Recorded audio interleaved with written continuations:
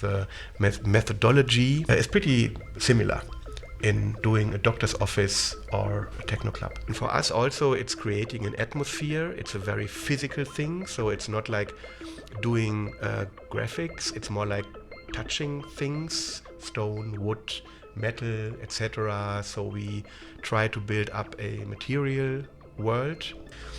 And that's the tricky thing in designing a place like that, because all these things are things you normally not see. It's happening behind everything, and all these physical things which makes you feel comfortable or not comfortable, and that's very subconsciousness. Thanks so much for joining me on the exchange. It's great to talk to you.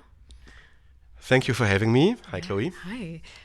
We are in your beautiful studio in Berlin, surrounded by models, tiles, materials. Can you just tell me a little bit about what's behind us? Yeah, we are an interior and architects studio since 22 years now, and we work a lot with materials. So every project we are doing is created by selecting materials in the very beginning. So everything we do is very related to tactile and haptic elements. So we use a lot this space to presenting the work we do. I do see a model of Berghain up there. I don't know if it's in the shot, but it's right. Yeah, yeah. We always try to build physical models to understand the space better. And this Berghain model is actually 20 years old, so pretty from the beginning. Yeah. So we will talk about this in detail, but you have designed, in my opinion, and I think a lot of people's opinions, some of the world's best clubs. What are the key things that you think a good club space needs? That's a complex question, not easy to answer. I think it's about the combination of people, time, location. So it's something I would say very special. So Berlin 20 years ago was a special situation. So Kiev 10 years or 8 years ago was another very special situation. And it's always, I would say, the combination of people running the space who have a vision, what they want to do there, regarding booking, service, everything needs to come together. And then we as architects or designers play a little role in all this. But the Kiev Club was, of course, something we could build up from our experiences we did all the years before, and we could, because we developed it from scratch, so we started at zero, but we all learned everything from Berghain. That is something which is really the origin of everything, and the experience of the owners was very important, how to run it like it is today, and it's actually built like exactly their visions had been at the very first round we made together. Okay. So let's talk about Berghain. This was, or still is, an incredible feat. I mean, not just because of the scale of the project, but my understanding is that there were also a lot of restrictions in terms of preserving the facade of the club. It's like this neoclassical design. It was part of a GDR construction program in the 50s. So how did you navigate preserving certain elements and then also totally redoing other parts of it? Well, the building itself has a story behind it, of course, because it was built directly after the war, 1953, by Russian and German building brigades as a power station or first heating station for the new building generation after the war. And when we first entered the building, it was abandoned. It was like a leftover. It was ready to demolish, which is not possible because it's a protected building. And it was, but the structure, the building structure was, as today, very powerful. There is the spaces you see today built for technical requirements. They match very good together with the use of a techno discotheque, which was pretty clear in the beginning.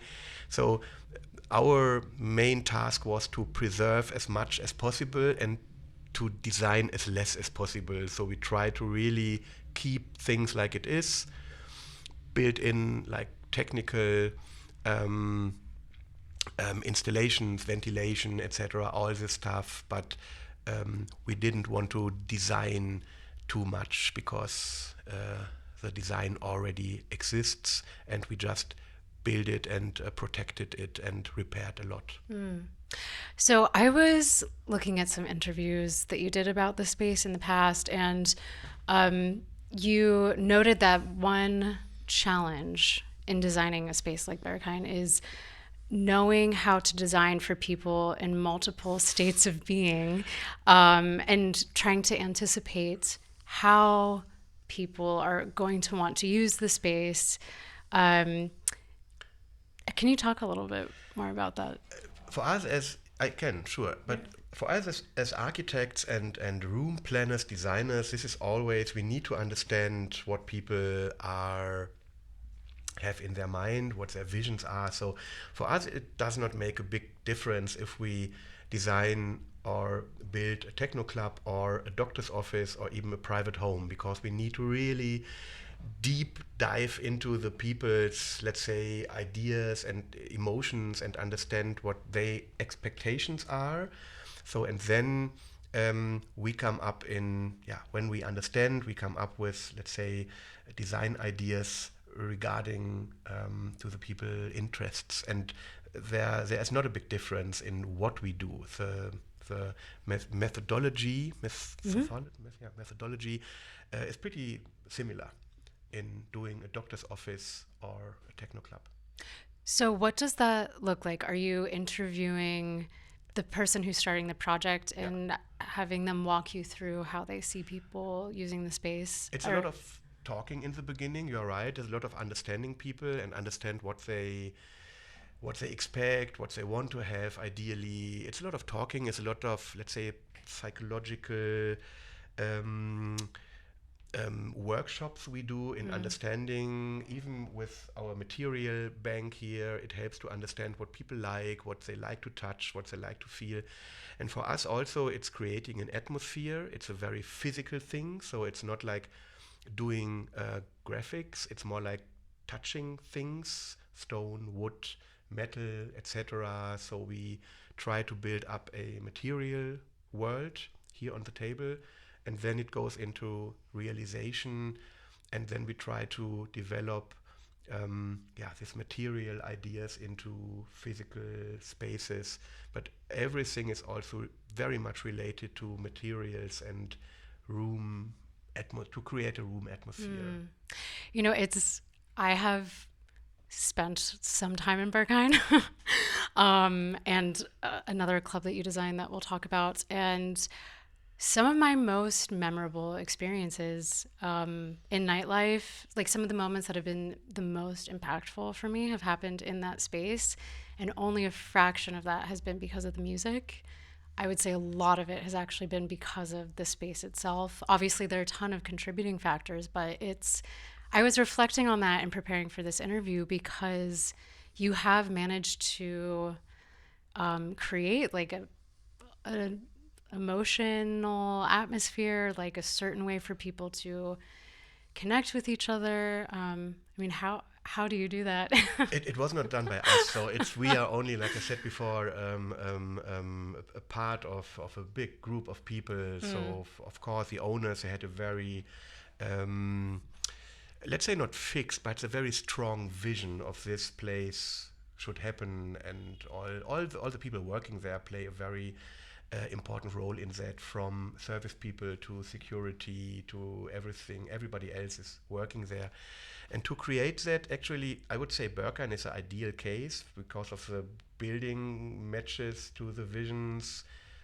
I know that during all the years, even the sound was influenced by the building, and the building itself influenced the sound. So it's a, let's say, self-referring thing. Totally.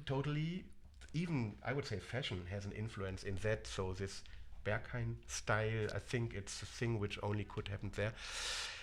For us, also very interesting, fascinating. It's not something which you can plan. So we were little part of that. We are quite proud of that, but we only play a little role in that. But I think it's a combination of everything which matched very good together in that place at that time. I'm not so sure if this could happen today again at another place. I don't know, but yeah, it's a very own story, and we talking sometimes to people who want to ask us copying Berghain to somewhere. It's not possible. Absolutely, it's a very singular situation. Yes. I wanted to ask you about some things you have to take into consideration in designing a club space. There are some things you mentioned in interviews you've given before. You have to think about how people want to move behind the bar. You have to think about making things easily navigable with very limited visibility. You have to think about ways that security can be in the space without being too visible, but they can also intervene quickly. There's another comment you made about, which was quite interesting. You want people to be able to always see an exit or a doorway, even if it's like maybe it's not conscious, but so that they can see a way out. Can you talk a little bit about some of these things we might not actually think about? You're right. So people are like very subconsciousness people in a way, especially when they are in fear or in like situations like in a club, even at a doctor's practice as well. They behave like living 10,000 years ago in a cave. So we are very driven by intuition. So yeah, we people like to have something in the back. We like to see an escape situation. I'm pretty sure that people like dark spaces and standing narrow to each other. So all the things we have in mind when we design places like that. But also there's a lot of technical needs, which is necessary and very important, but guests will not even recognize it. So like ventilation, like all this technical roots back of house you never see as a guest. And that's a tricky thing in designing a place like that, because all these things are things you normally not see.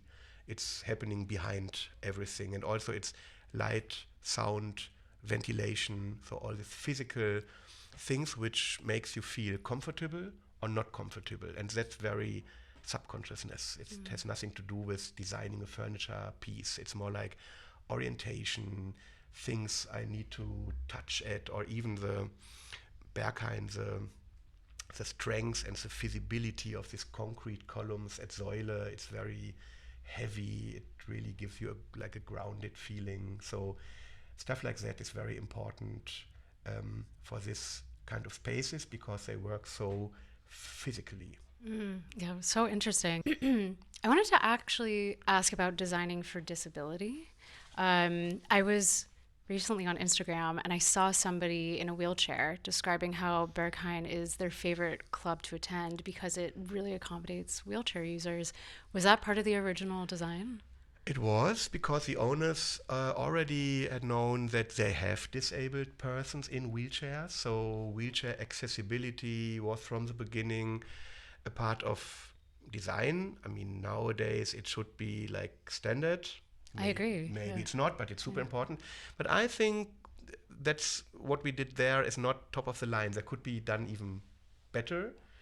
Because I know I had in between contact with people in wheelchairs going to clubs, and ordering drinks at a bar is a thing, because the bars are normally too high that you have visible contact to the service people. So a few things could made better. But it is a place, right, where every dance floor is accessible by wheelchair, and people, really go on the dance floor and dancing. I see that all the time.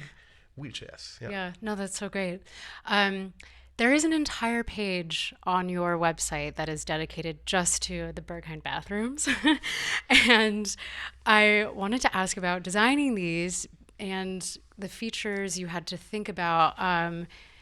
I'm sure you obviously also have to think about sanitary measures. Can you Yeah, maybe talk about I this? mean, this was 100% asking by also the owners and the service team because they have a lot of service people cleaning all week from weekend to weekend. So durability and cleanability were the most important things in designing these bathrooms because they are high performance spaces, let's say, so Yes. heavy use by many people and heavy cleaning. And heavy cleaning is something which normally destroys everything after a few cleaning periods. So we had chosen most durable materials like stainless steel, but these materials do not do not look very friendly. They are cold and clean, etc. So we had to develop techniques to make it a bit more looking nicer than just plain stainless steel. So we used this acid coating on it. We used a combination with rubber and a protected floor with a heavy coating, but it's made for Berghain use, which is top of the line. So and it's cleaning. The most thing is easy to clean, and easy to clean means with high pressure and with really a lot of water. So that was one of the most important design aspects to design the toilets. And of course, they should look nice, but also physically, they are hard treated elements in the space. People banging at the door and a lot of people standing around. So it need to be really built like a yeah heavy metal construction. Yeah. Yeah. In the time that Berghain has been open, have you ever had to go repair something or replace something? Al- Always, yeah. It's Okay. it's an ongoing process, yeah. Smaller and smaller, but like a lot of things are really, let's say, 20 years old right now, or 18. Like the top of the panorama bar, for instance, it's really that old, the facade bar, but other elements are going to remade every few years, the coating on the Okay. floors, etc., toilets, repairs. Yeah, Okay. it's an ongoing. It's a club of this size is a high maintenance building Mm, in all levels. I can imagine. Well, speaking of cleaning, I wanted to talk about the lab you designed. So that is the sex space that is downstairs. Yeah. Yeah. Oh, I thought you were about to say No, something. no. So historically, it's been for men only. It is, there are little rooms covered in mirrors, there are sex swings, there are grates for people to pee through and to be peed on. What was it like to design a space like this? It's like, maybe it sounds weird, but it was a like normal design task because many of these tools and swings, etc., were given by the owners. They already had them, and the space we were doing the lab in was actually there was for us as designers not very much design work because Okay. they did it by themselves and they had their own people who doing the design. We did all the technical stuff, all maintenance things, cleaning facilities, and we built in this street toilet thing. That's right, Yes. with which is a original Berlin Kaffee-Achteck toilet placed on a grid construction, and that was not that difficult. I mean, the owners had their very clear idea how this place would work, and all this room installations should be placed at. So they were, yeah, like the the the footprint was pretty clear how that should work. And the rest came by the building. So also here, the building plays a big role because we found this wonderful um, cellar, which is not a cellar, is actually a ground floor, but looks like a cellar, which gives just by itself this incredible atmospheric background. Um, I do want to ask a bit about just designing for specific demographics. You mentioned that in designing Berghain, for example, there was an intention to accommodate a queer audience. I think you said in this interview that you wanted to be able for there to be space for maybe kind of outrageous clothes or big outfits. Um, and but you also have to design for people who might not be part of that demographic. So can walk me through that a little bit. Also, this is something we experienced by the owners and being part of this for so many years that, of course, the people going into a club going for many very different reasons, and so a club should cover all these very different needs from hiding completely, I want to see nobody, I want not be seen, or complete exposure on whatever. So it has to cover both. And the good thing in a big club, in Berghain is a quite big area club, so there's a lot of different spaces, areas where you can fit everything together. You find your place. In smaller places, that might be much more difficult and maybe not cover all needs um, for all people. But I think this is like um, the ideal situation, that you have enough space that people can hide and walking somewhere and also being very exposed or at the dance floor Um, and creating these situations. This is something we come in then and suggest how and where that could happen. okay, that's interesting. Um, you mentioned acoustics before, Yeah, and sound. yeah, Obviously, that's such a huge part of Berghain, and it's very much influenced the sound of modern techno, just that space. Um, how involved are you in actually like the acoustics process, or like designing for acoustics? there was actually there was not that much acoustic engineering in the beginning, so we were involved in creating the main space with a special kind of ceiling construction that is a bit special because it's an acoustic ceiling. It's also at the same time a fire protection ceiling. It's also a noise reduction ceiling, so a ceiling which can do almost everything. And it was pretty clear that um, this big space will not be acoustically totally dry. It was very clear it has an echo. There is this glass wall inside the space, which was seen very critically by sound engineers, which at the end came out it is not. It swings. It does not reflect the sound that much as expected. And then I think the rest is part of Function One history, Berghain collaboration. So this space is made for that system. And Tony from Function One, I met him a few times, twice actually. I think he's still very enthusiastic about the sound in this room and Yeah, also in the other club. yeah. He did the sound system. Yeah. Yeah, it's interesting, like even the kind of clap that I feel like became very um kind of like the hallmark of 2010s techno. It's like this clap with a really long reverb that's very much just like the way that sound moves in the main on the main floor of Berghain. Yeah. Yeah, I mean, to be honest, I think it's a bit of an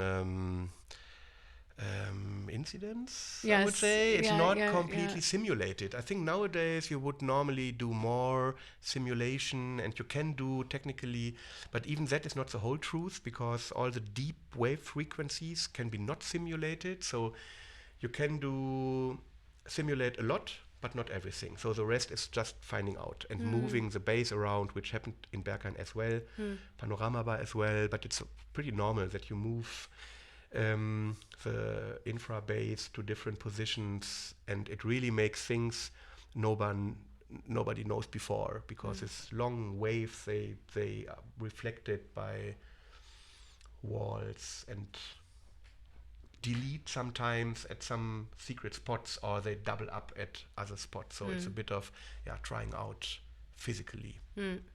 Are there any parts of the club that are your favorite or like favorite features that you designed? Hard to say. I would say I like everything. So no, my personal, I think my personal spot is a panorama bar, standing behind the bar, facing the dance floor. So Yeah, it is a good spot. yeah, And it's funny, as I've been to clubs around the world, there's so many places I've seen that have almost literally copied the Cubby concept. And I mean, it's just really influenced a lot of people. yeah, that was, I think nobody planned that. Nobody was even aware of that could happen, and it came. It and took a few years. Today, from our today's view, it took almost 10 years that Berghain became such a blueprint for other clubs. It took a while. Nowadays, it's pretty known worldwide, but that was not 10 years before. So it took a while to develop to that point. Yeah, Mm. but I agree. It's like a very ideal thing, and yeah, I want to switch gears and talk about the other major club you've designed, which is actually my favorite club in the world, K41 in Kiev. And I do have the logo tattooed on my wrist. That is how big of a fan I am. And it is, it's like an incredible space. Obviously, there's a lot more that makes it special than just the space. It's also the people, yeah, it's the right. culture. But just moving through this building, I mean, it's just series of rooms with like these atriums that open up, and the garden has all these different Yeah, levels, and you have like Berghain, there are different dance floors, but there's so many. It feels like there are a lot of elements of the original building that have been preserved.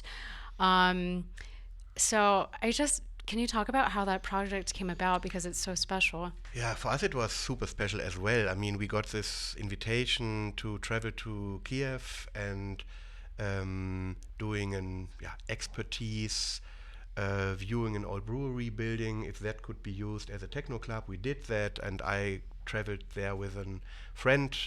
I've never been to Kiev before. It was a complete surprise city. I found super interesting, super glamorous when we entered there, and we walked through that space of this old brewery, which was in a very bad condition, and said, yeah, okay, sure, could be could be done. And then we did. And actually, at I mean, from the nowadays point of view, it went really quick. So first travel to Kiev was autumn 2017, and opening main floor, no, not main floor, opening first part of the club was 2 years later, so November 2019. So it was 2 years of planning and building period. And during that time, it came out that the condition of the building was worse than expected. So big parts had to be reinforced and even demolished and built a new or reinforced new. So it was a lot of engineering and technical stuff behind creating that club space. But yeah, we came up with with a zoning plan, area plan, which said where parts we would locate where, like entrance situation, the big toilets, the small floor, the big floor, etc. And the interesting thing is, because of the height situation, it's located at a hill, so there are 8 meter height difference from the lowest floor to the garden floor, which is a lot. So there are a lot of stairs in it and steps and the courtyard. And we had a very good team. I need to say we worked together with local companies. And here from our side, we had Nikita, who is a born Russian, speaks Russian and English and German. So he was the one who traveled between Kiev and Berlin and made a lot of things possible there. And yeah, we had a good team. And super interesting was that this club was built from zero. There was not existing something before. So everything was created from scratch. So you mentioned that it was in very bad shape. Yeah. How do you decide what you're going to keep and what you need to get rid of? by walking through and visiting the spaces and telling the building company, so please keep this, please try to keep that, and what can we do to keep this because we like it, because the locals, in their understanding, like keeping means demolishing and building it in a better way new, but we did not want that. So we want really, no, don't destroy it, please keep it, and let's find let's look for technical possibilities. How that was really, let's say, our work as an architect with this building substance to transfer it to a new use. Interesting. What were some maybe some lessons you learned from designing Berghain that you brought to designing K41?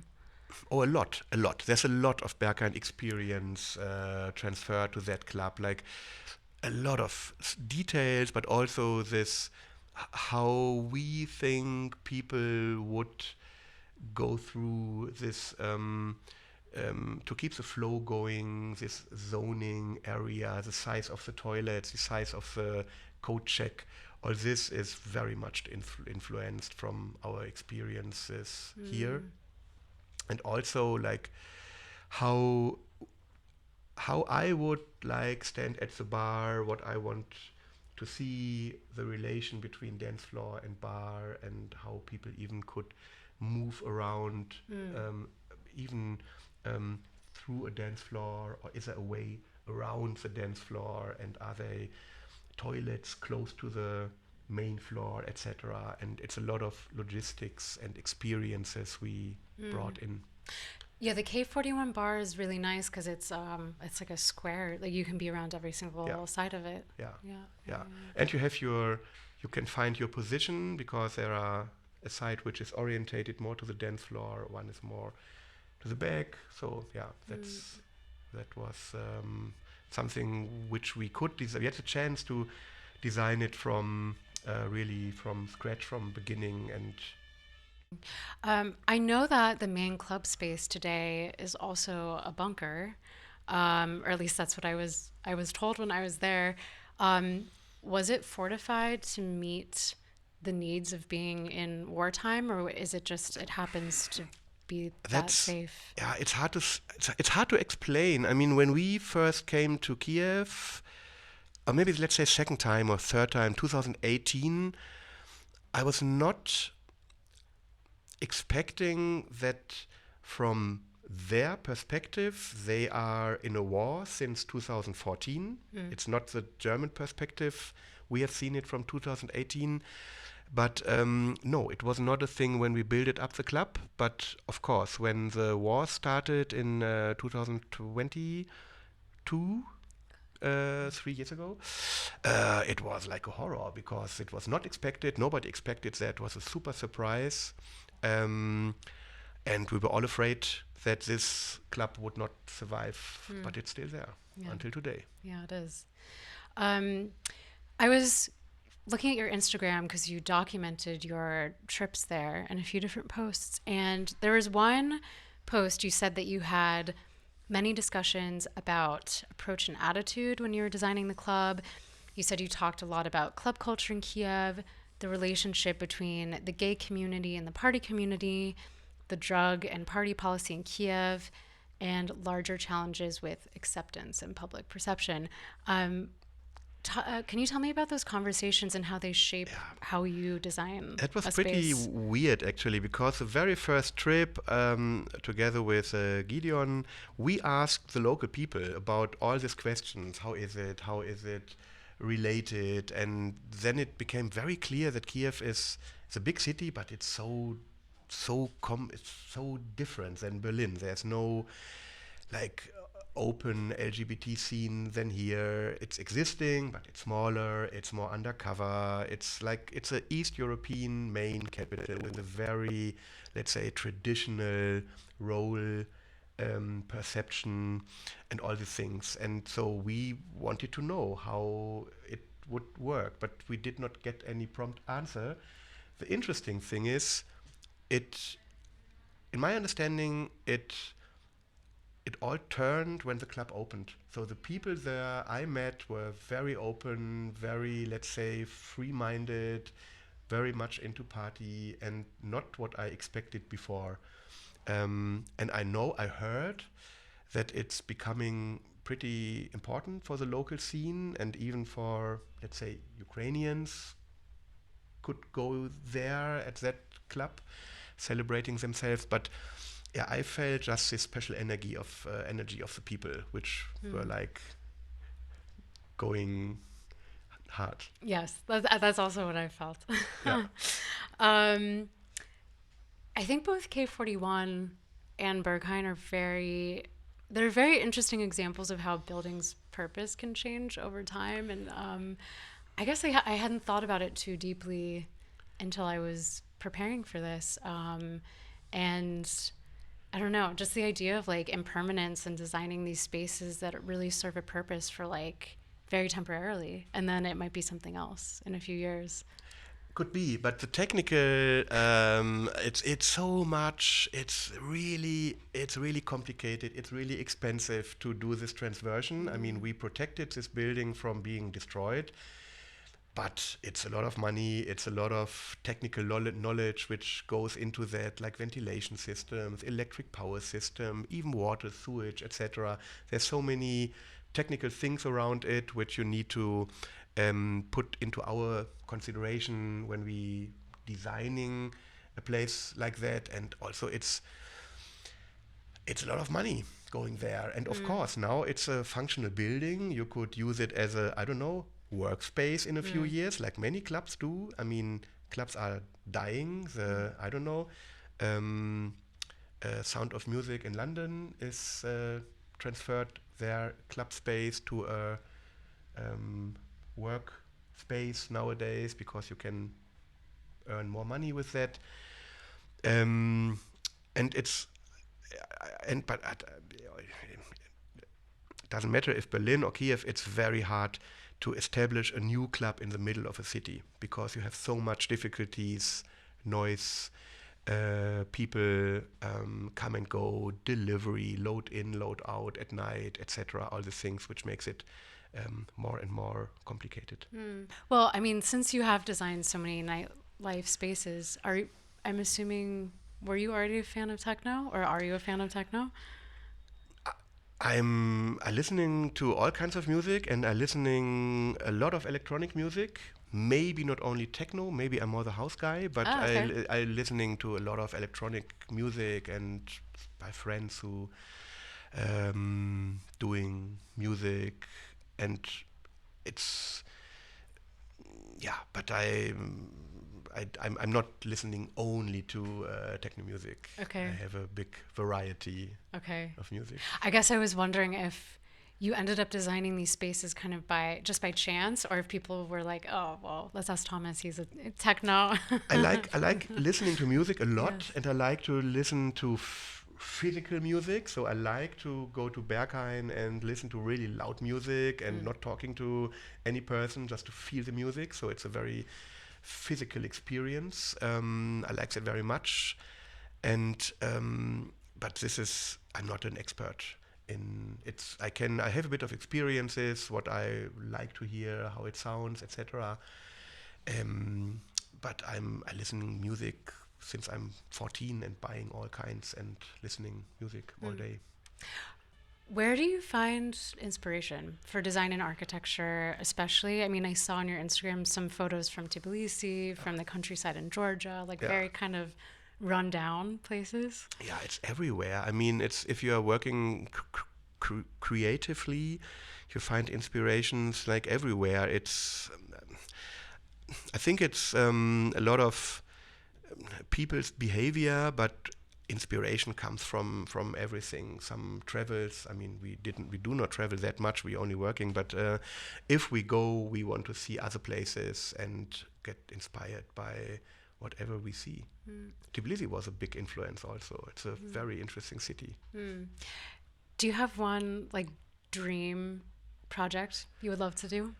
To be honest, I already did my dream project. Wow. So maybe No, we've never had like a designer or an architect. Like, are there some key, I don't know, people who you look up to as other architects, or maybe buildings that have left a strong impression on you? Sure, absolutely. More the classical stuff. I mean, there are many architects I admire their work and designers, etc. But especially, yeah, all the classical heroes.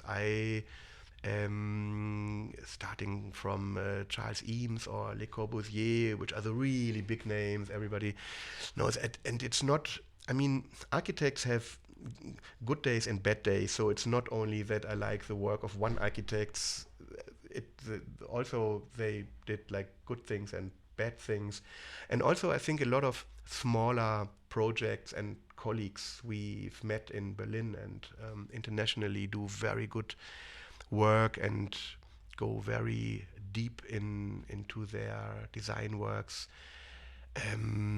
But there's not only one person. There's I don't know, a lot of. It's like music, inspiration coming Yes. from music. It's a whole bandwidth of everything happens from jazz music to I don't know, techno to some independent stuff. Yeah. But it's more Yeah. like it's more for me. It's maybe not more architect. It's even more like music Mm. or maybe art or fashion or like even cooking or things like Mm. that. So everything is creating things which inspires me. Yeah.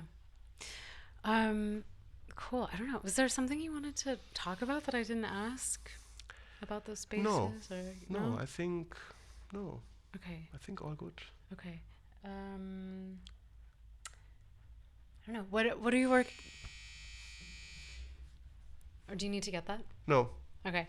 I guess just as like a closing question, is there anything you're working on now, or like are looking forward to yeah, working on? no, it's we like I said before, we get a lot of requests, which is super interesting because they are so different from maybe all over the world, like little small requests doing something in USA or London or Berlin, and developing that to a project takes a lot of time and you never know, so it's still every day like okay, looking what is coming to us, and can we build a relationship to a possible client, and that can take a while, and it's Mm. interesting, it's really interesting because we meet so many so different people, everybody is completely different, has different ideas, and we try to find out if we could be the matching designers for that Mm. project. And that process is pretty. It's interesting. It's a bit, of course, spending a lot of energy, but when it goes, then it's really nice, and it's fascinating to do a design work which then is going to be realized and you see it physically one to one, and after I don't know 1 year you see the result and everything is ready. Yeah. So it's a it's a still it's still a wonderful job. Oh, well, that's great. And yeah, thank you so much for speaking with me. I am personally very inspired by your work. I think a lot of people are. So I appreciate your time. I appreciate that you invited me. Thank you. Thanks.